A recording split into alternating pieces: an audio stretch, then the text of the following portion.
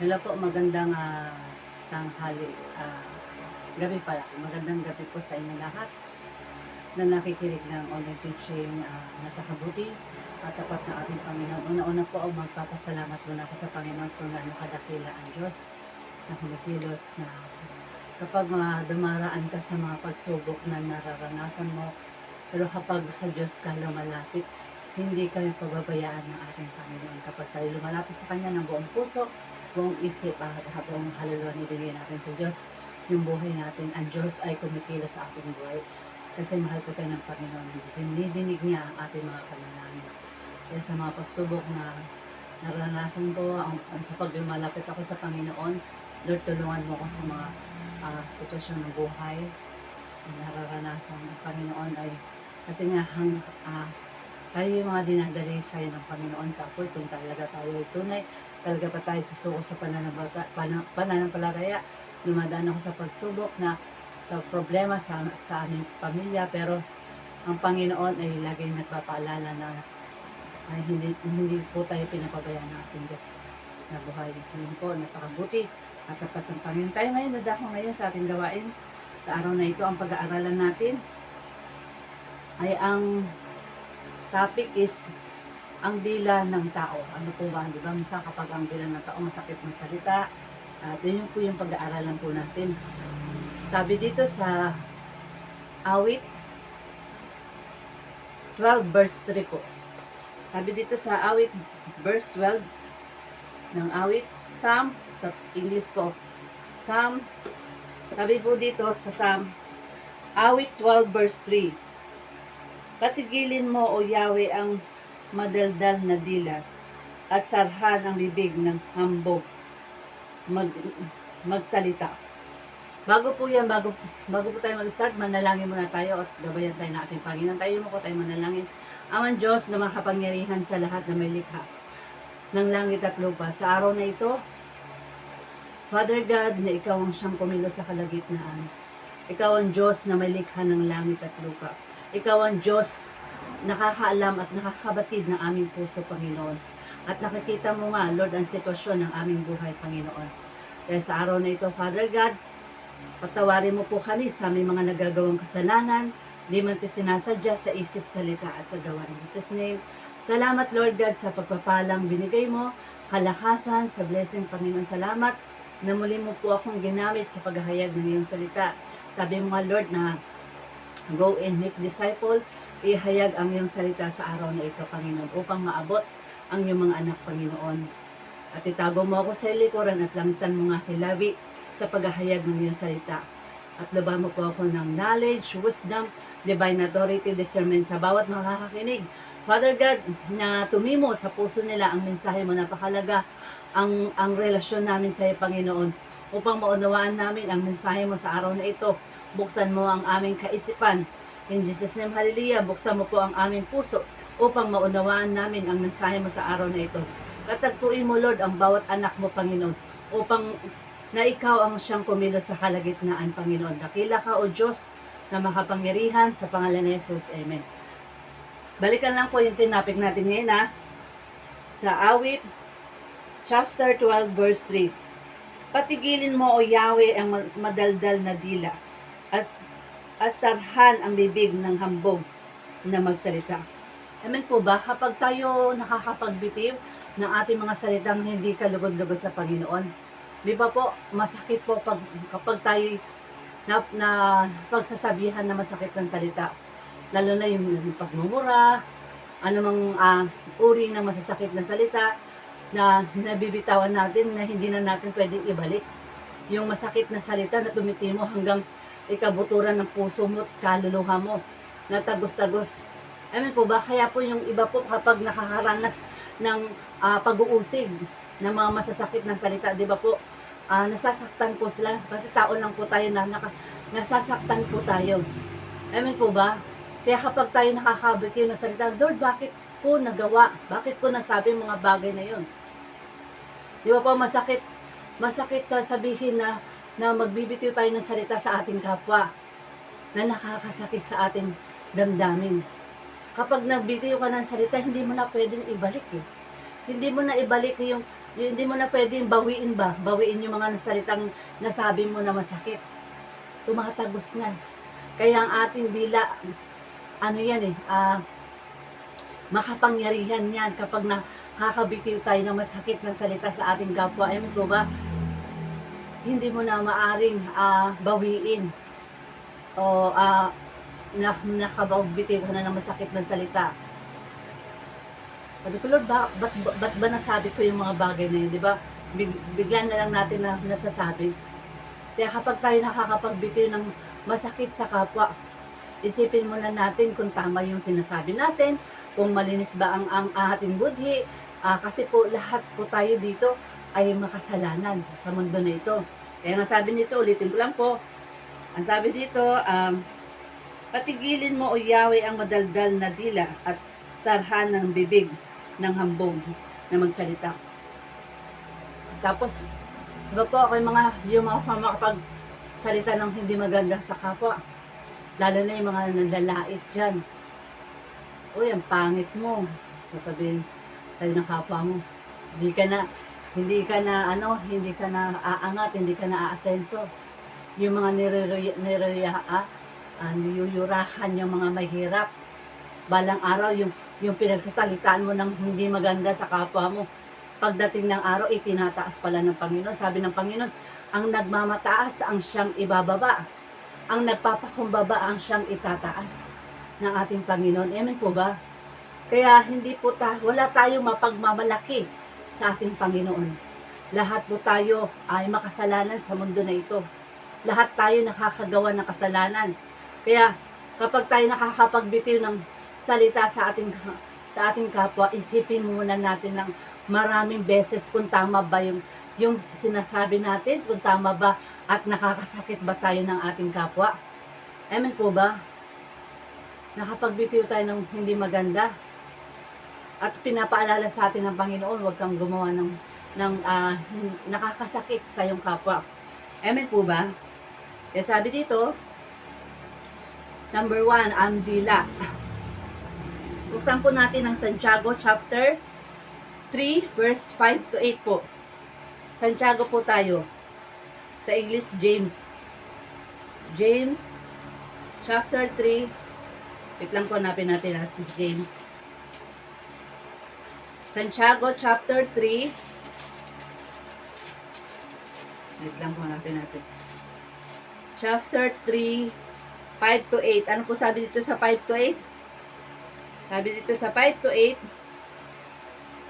ganyan din ang dila ng tao, maliit ang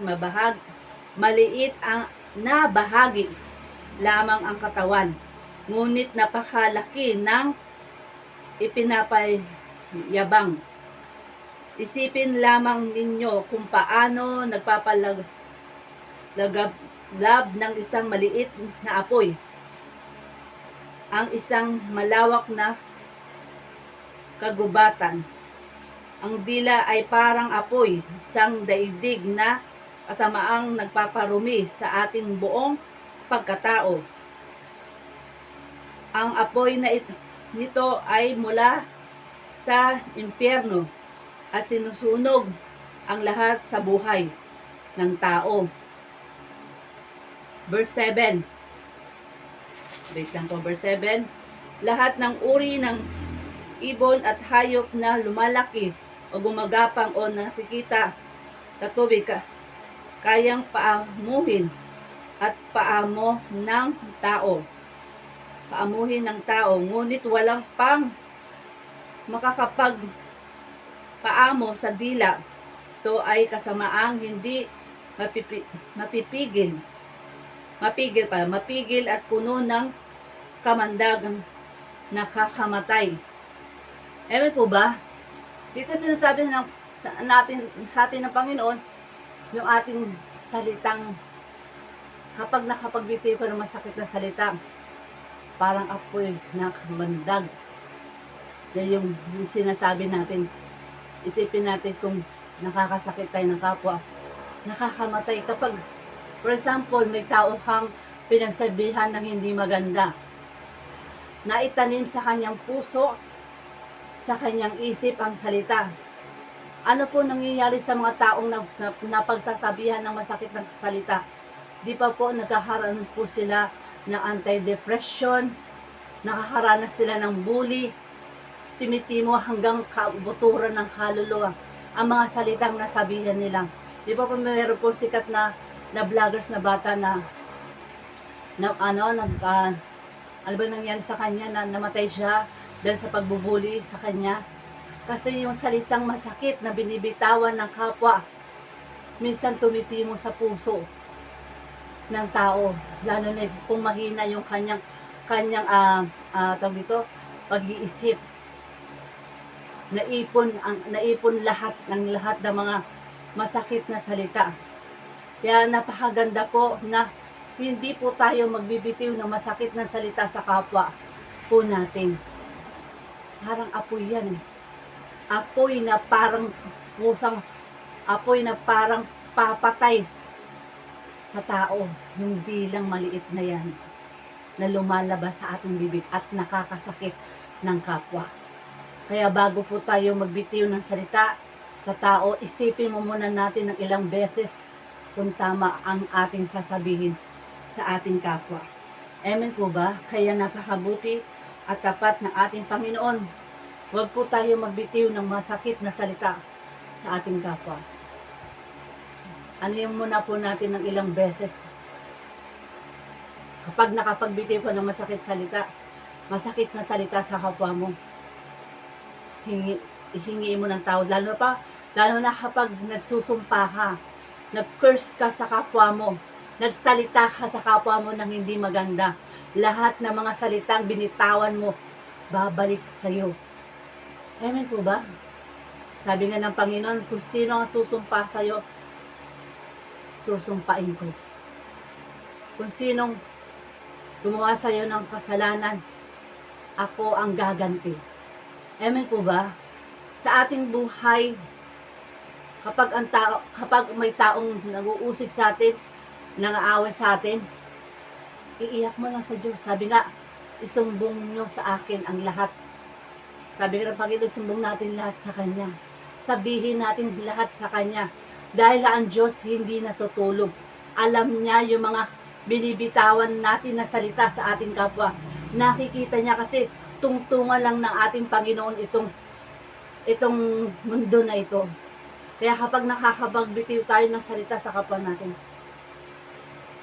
at nagsusumpa ka sa kapwa mo, lahat aanihin mo yan balang araw.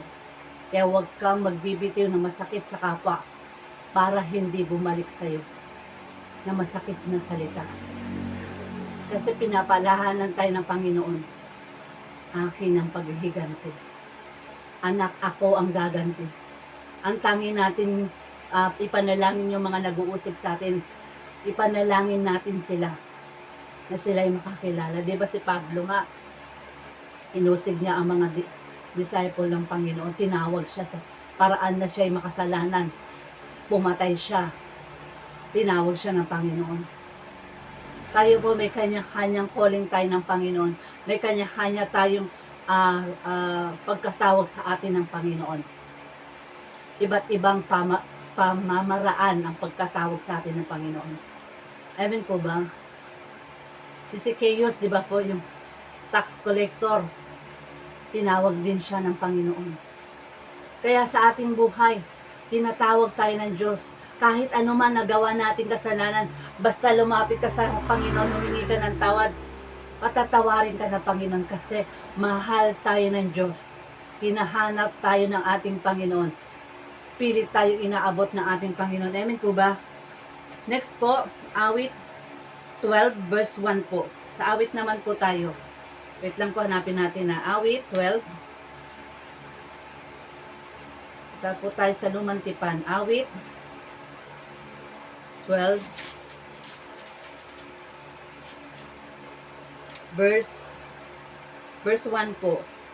Sabi dito sa verse 1, O Yahweh, kami sana'y iligtas mo, pagkat wala na ngayon mabuting tao, wala nang taong tapat na totoo. Amen. Ang mga tao ngayon, nasa makamundo. tinatahak. Nasa makamundong tinatahak. Nasa kamundong kabisihan ang mga tao. Wala nang tumatawag sa Diyos. Ulitin ko lang po, napakaganda po ng verse. Awit chapter 12, verse 1. O Yahweh, kami sana'y iligtas mo, pagkat wala nang ngayon mabuting tao, wala nang taong tapat at totoo. Amen. Di ba po, marami ng mga kaguluhan, marami ng patayan, marami ng pag-aaway-away. Kasi wala ang Diyos sa buhay ng mga tao. Kakaunti ang mga tumatawag sa Panginoon. Kakaunti ang mahanap sa Diyos. Kasi lahat tinahak ang makamundo. Hindi yung kalooban ng Diyos. Lahat tinahak sa kasalanan. Tayo'y pinapalahanan ng Diyos kung gaano tayo kamahal ng Panginoon. Wala nang, kahit na share na ng Word of God, na bahagian na ng Panginoon, lumalayo pa rin. Nagbabackslide pa rin. Tumatalikod pa rin sa Panginoon. Kahit tinapik na, bumabalik at bumabalik. Kapatid, mahal tayo ng Diyos. Ayaw niya tayong mapunta sa kasalanan. Pilit tayong minamahal ng Diyos. Grabe nga po, di ba po yung nangyari ngayon sa sa Cebu, yung naglindo ng Cebu. Grabe yung pagtawag ng mga tao sa mundo. Diyos ko, tinatawag nila. Pero kapag nasa karangian ng mundo, hindi nila naalala ang Panginoon. Hindi nila iniisip ang Panginoon. Nasa makamundong kabisihan, kasiyahan, karangyaan ng mundo, kasikatan. Ewan po ba? Pag sikat nilang, mas inaangat nila ang sarili nila. Kapatid, mas iangat natin ang Panginoon. Mas kilalanin natin ang Diyos na buhay na kumikilos sa atin. Mahal tayo ng ating Panginoon. Huwag natin baliwalain ang Diyos sa ating buhay. Pilit niya tayong minamahal at inaabot ng ating Panginoon. Kaya kapatid, yung sinasabi dito ng Panginoon sa verse 1 na to, O Yahweh, kami sana'y iligtas mo, pagkat wala nang ngayong mabuting tao. Wala nang taong tapat at totoo. Kahit na share na, kahit na nakakakinig na ng Word of God, ini-ignore lang nila yung preaching, yung pagpipreach sa kalye ng mga lingkod ng Panginoon, ini-ignore lang nila. Sa Facebook, ini-ignore lang nila yung mga naghahayag ng salita ng Panginoon. Wala man lang nagla-like, walang nag-share, walang nagbabahagi. Kaya tatanungin tayo ng Diyos, anong ginawa mo sa lupa? Pinakilala mo ba ako? Sabi nga ng Panginoon, mabuti pang hindi mo ko nakilala, kesa nakilala mo ko, naiiwan mo ko. Mabuti pang hindi natin nakilala ang Panginoon. Kapag nakilala natin ang Panginoon, iiwan natin siya. Mas matinding kahatulan sa Panginoon. Mas mabuti pang naging mangmang ka na hindi mo nakilala ang Panginoon, kesa nakilala mo, iiwan mo ang Diyos. Kapatid, mahal tayo ng Panginoon. Pilit tayong inaabot ng ating Panginoon. Amen po ba? Sabi dito, ang masakit na salita. Di ba ang masakit na salita kapag tayo nakakapagbitiw na masakit ng salita sa kapwa natin, hindi na natin pwedeng bawiin eh. Kapag nakapagbitiw ka ng masakit na salita sa kapwa mo, hindi na natin pwedeng bawiin yun eh. Yung masakit na salitang binitawan natin sa ating kapwa. Kaya wag po tayong magbibitiw ng masakit ng salita sa kapwa na nakakasakit sa ating kapwa. Pangalawa, ang salitang nagdudulot ng kapahamakan. Amen. Yung sinabi mong mga salita mo sa kapwa mo, hindi mo pala alam, kapahamakan na sa'yo. Nakikita ng Diyos ang lahat ng ginagawa mo. Nagbibitiw ka ng masakit ng salita sa kapwa mo, pero nakikita ka ng Panginoon. Nakikita tayo ng Diyos sa ating mga ginagawa. Amen po ba? Kaya, nagdudulot ng kapahamakan ang masakit na salita.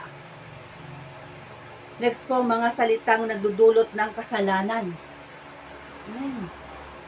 Nagmumura ka, masakit ka magmura, inaaway mo yung magulang mo, inaaway mo yung kamag-anak mo, kapitbahay mo, yung mahal mo sa buhay, inaaway mo, masakit ka magsalita, paalamunin lang kita, sasabihin mo sa pamilya mo.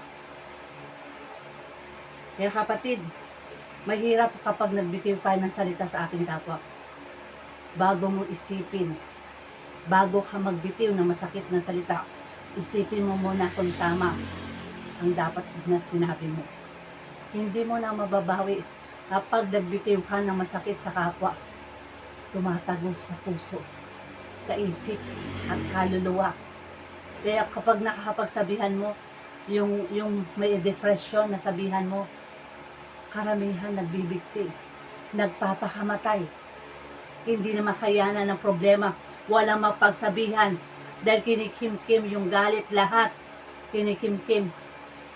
Kaya minsan nade-depression ang isang anak dahil sa masasakit na salitang binitawan. Kaya kapatid, wag po tayo magbibitiw na masakit sa kapwa. Kasi lahat yan aanihin ng taong nagbibitiw ng masakit na salita. Amen po ba? Dito, ang conclusion ko po, ang huwag tayong magsalita sa ating kapwa ng masama upang hindi tayo makasakit ng damdamin ng tao. Lahat ng ginawa natin sa kapwa na hindi maganda ay may kabayaran sa tamang panahon. Bagkus ipakita mo ng mabuti upang ikay pagpalain ng ating Diyos. At pagmamahal dapat ang ipakita natin sa kapwa. Yun ang nararapat. Kaya kapatid, kung nakabitiw ka man, o may nakaaway ka man, o may inusig kang tao, humingi ka ng tawad. Una-una humingi ka ng tawad sa Diyos. At sa taong nasaktan mo. Masakit ka magsalita, nakikita ka ng Lord. Kaya wag po tayo magbitiw ng masakit na salita at hingi natin ng tawad. Lahat yan aanihin natin sa tamang panahon. Maging ano po tayo, may takot tayo sa Diyos. Huwag po tayong manumpa. Kasi pag tayo manumpa, sa kapwa natin babalik yan. Ang Diyos ay nakikita tayo. Kaya lang po ang mababahagi ko kung paano kadakila ang Diyos na kumikilos. Tayo po yumuko tayo manalangin. Amang Diyos na makapangyarihan sa lahat na may likha ng langit at lupa. Sa araw na ito, Panginoon, patawarin mo po kami sa aming mga nagagawang kasalanan, di matisunasadya sa isip, salita at sa gawa. In Jesus' name. Salamat, Lord God, sa pagpapalang binigay mo at kalakasan, sa blessing, Panginoon.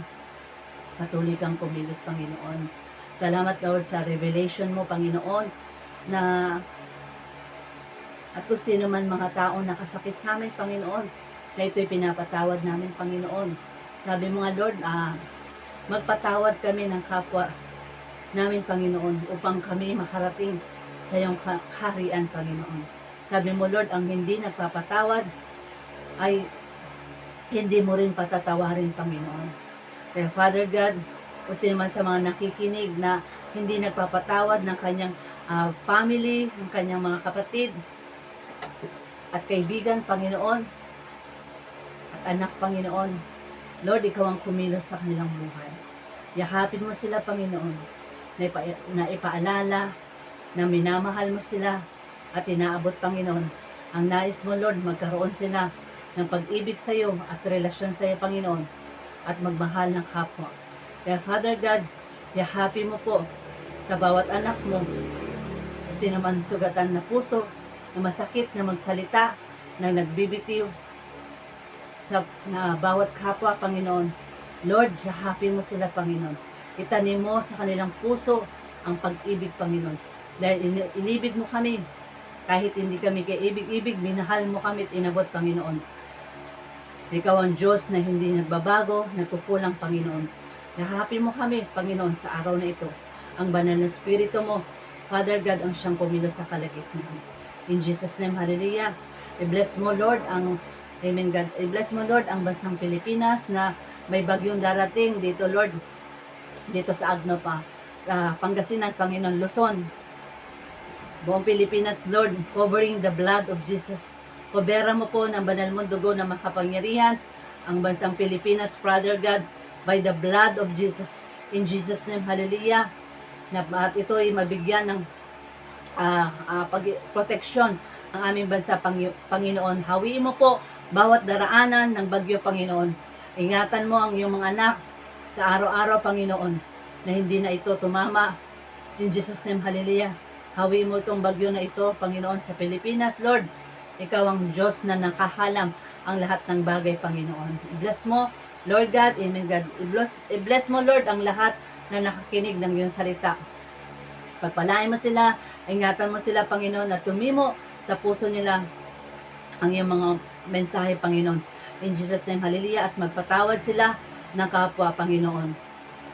At ikaw po ang Diyos na nagbibigay ng pag-asa sa mga nakakaranas ng pagsubok, Panginoon. Dahil ikaw ang Diyos na makapangyarihan sa lahat, Panginoon. Salamat, Lord God, anumang nawalang lakas sa akin, Panginoon, muli mo itong ibalik, Panginoon, sa pangalan ni Jesus. Amen. Salamat po sa mga nakakinig.